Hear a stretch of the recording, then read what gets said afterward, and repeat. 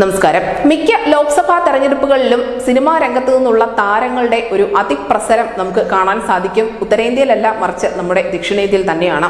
ഇത്തവണയും ആ പതിവ് തെറ്റില്ല എന്ന് തന്നെ വേണം കരുതാൻ. പ്രത്യേകിച്ചും തമിഴകത്തു നിന്നും ഏറ്റവും പുതിയ ഒരു റിപ്പോർട്ട് എത്തിയിരുന്നു. ശരത് കുമാർ ഉൾപ്പെടെയുള്ള ആളുകൾ ലോക്സഭാ തെരഞ്ഞെടുപ്പിൽ മത്സരിക്കുമെന്നത്.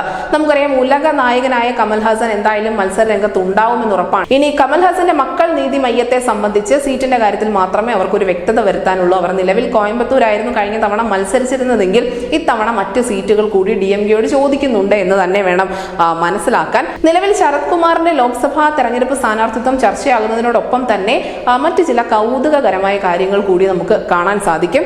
പ്രത്യേകിച്ചും കഴിഞ്ഞ ഇടയ്ക്കാണ് DMKയിലേക്ക് നടി ഗൗതമി ചേക്കേറിയത്. അതുകൊണ്ട് തന്നെ DMK ഒരു സീറ്റ് ഗൗതമിക്ക് നൽകുമോ എന്നത് കാത്തിരുന്ന് കാണേണ്ടതുണ്ട്. അതിനോടൊപ്പം പറയേണ്ട മറ്റൊരു പേരാണ് BJPയുടെ നേതാവായ, ദേശീയ നേതാവ് കൂടിയായ സിനിമാ താരം ഖുശ്ബു. അവരും ഇത്തവണ മത്സര രംഗത്ത് ഉണ്ടാകുമോ എന്നുള്ളത് കാത്തിരുന്ന് കാണേണ്ട കാര്യം തന്നെയാണ്.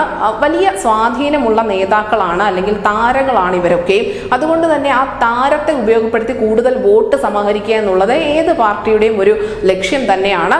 അങ്ങനെ ഈ ഖുശ്ബു, ഗൗതമി, അല്ലെങ്കിൽ കമൽ ഹസൻ, ശരത് കുമാർ തുടങ്ങിയ താരങ്ങൾ മാത്രമല്ല, മറിച്ച് അണിയറയിലും ഈ തെരഞ്ഞെടുപ്പിന്റെ സമവാക്യങ്ങൾ രചിക്കുന്നത് സിനിമാ താരങ്ങൾ തന്നെയാണ്. നമുക്കറിയാം, DMK എന്ന പാർട്ടിയിൽ ഇപ്പോൾ സ്റ്റാലിനാണ് അതിന്റെ അധ്യക്ഷ പദവിയിൽ ഉള്ളത് എങ്കിൽ പോലും പാർട്ടി ഉദയനിധി സ്റ്റാലിന്റെ കയ്യിൽ തന്നെയാണ്.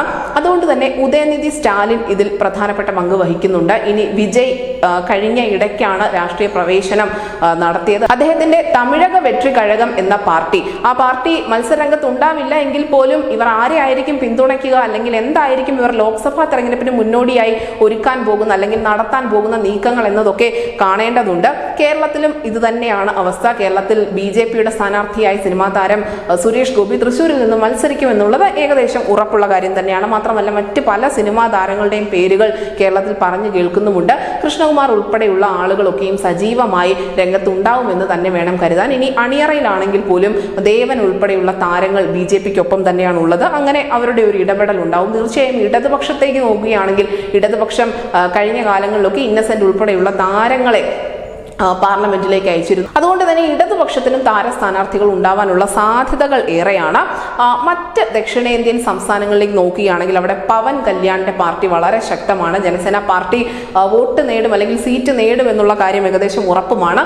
ഇനി സുമലതയാവട്ടെ, സ്വതന്ത്രയായി നേരത്തെ BJP പിന്തുണയോടുകൂടി വന്നതാണ്. മാണ്ഡ്യ മണ്ഡലത്തിൽ നിന്നും അവർ വലിയ ഭൂരിപക്ഷത്തിൽ വിജയിച്ചു കയറിയതാണ്. ഇത്തവണ JDSുമായി ചില പ്രശ്നങ്ങളൊക്കെ ഉണ്ട് എങ്കിൽ പോലും സുമലത മത്സര രംഗത്ത് ഉണ്ടാകുമെന്ന് തന്നെ വേണം പ്രതീക്ഷിക്കാൻ. അതിനോടൊപ്പം വിജയ് ശാന്തിയും ഈ മത്സരത്തിൽ ഉണ്ടാവുമോ എന്ന് നമുക്ക് കാത്തിരുന്ന് കാണേണ്ടതുണ്ട്. ദക്ഷിണേന്ത്യയിൽ തന്നെയാണ് ഏറ്റവും അധികം താരങ്ങൾ മത്സരിക്കുന്നത്. പക്ഷേ ഏറ്റവും രസകരമായ ഒരു കാര്യം എന്തെന്നാൽ, ഈ താരങ്ങളൊന്നും തന്നെ അത്ര കണ്ട് ക്ലച്ച് പിടിച്ചിട്ടില്ല രാഷ്ട്രീയത്തിൽ എന്ന് വേണം മനസ്സിലാക്കാൻ. വിരളമായ ആളുകൾ മാത്രമേ വലിയൊരു നേട്ടം കൊയ്തിട്ടുള്ളൂ. നമുക്കറിയാം, ജയലളിത, അല്ലെങ്കിൽ കരുണാനിധി, MGR തുടങ്ങിയവർ മാത്രമേ വലിയ നേട്ടമൊക്കെ സ്വന്തമാക്കി രാഷ്ട്രീയത്തിൽ നിലനിന്നിട്ടുള്ളൂ. ഇപ്പോഴും അവർ ജനമനസ്സുകളിൽ ഉണ്ട് താനും. അല്ലാതെയുള്ള ആളുകളൊക്കെയും ഒരു വോട്ട് പിടിക്കുന്നതിന് വേണ്ടി, അല്ലെങ്കിൽ വെറുതെ പാർലമെന്റിലേക്ക് പോകുന്നതിന് വേണ്ടി മാത്രം നിയോഗിക്കപ്പെട്ടവരായിരുന്നു. കേരളത്തിൽ പോലും അത്തരത്തിലുള്ള സാഹചര്യം ഉണ്ടായിട്ടുണ്ട്. പ്രേം നസീർ നേരത്തെ കോൺഗ്രസിന് വേണ്ടി പ്രചരണത്തിന് ഇറങ്ങിയ ആളാണ്. പക്ഷേ അദ്ദേഹത്തിന് ആ സമയത്ത് സീറ്റൊന്നും ലഭിച്ചിരുന്നില്ല. ആ ഒരു പ്രചരണ സമയമൊക്കെ കഴിഞ്ഞ് അധികം വൈകുന്നതിന് മുൻപ് തന്നെ അദ്ദേഹം നമ്മളെ വിട്ടുപോവുകയും ചെയ്തു. എന്തായാലും താരങ്ങളുടെ ഒരു പോരാട്ടം അത് നടക്കാൻ പോകുന്നത് ദക്ഷിണേന്ത്യയിൽ തന്നെയായിരിക്കും. ആരൊക്കെ അതിൽ വിജയിച്ച് കയറും എന്നുള്ളത് കാത്തിരുന്ന് കാണാം. വരും ദിവസങ്ങളിൽ താര സ്ഥാനാർത്ഥികളുടെ പ്രഖ്യാപനം ഉണ്ടാകുമെന്ന് തന്നെയാണ് ദേശീയ രാഷ്ട്രീയവും പ്രതീക്ഷിക്കുന്നത്. News desk India Malayalam.